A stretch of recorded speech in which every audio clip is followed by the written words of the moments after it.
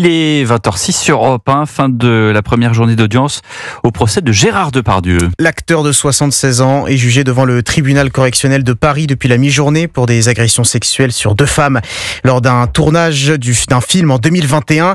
Après un report du procès à l'automne pour des raisons médicales, Gérard Depardieu était bel et bien présent aujourd'hui et l'ambiance était particulièrement électrique dans la salle d'audience. Le récit de Jean-Baptiste Marty.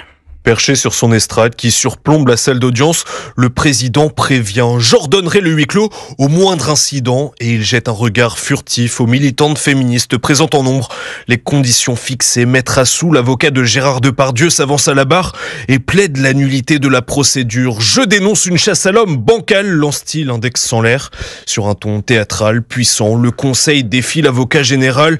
Dès le début, le parquet a piétiné, ignoré, méprisé la procédure pénale, dénonce l'avocat sous le regard serein de son client Gérard Depardieu, assis sur un petit tabouret spécialement apporté.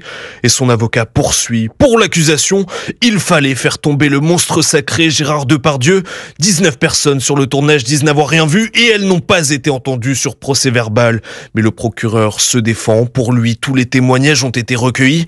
La nullité est finalement jointe au fond. L'audience retardée pourrait durer plus de 2 jours. Jean-Baptiste Marty, journaliste police-justice à la rédaction d'Europe 1, Gérard Depardieu, en cours 5 ans de prison.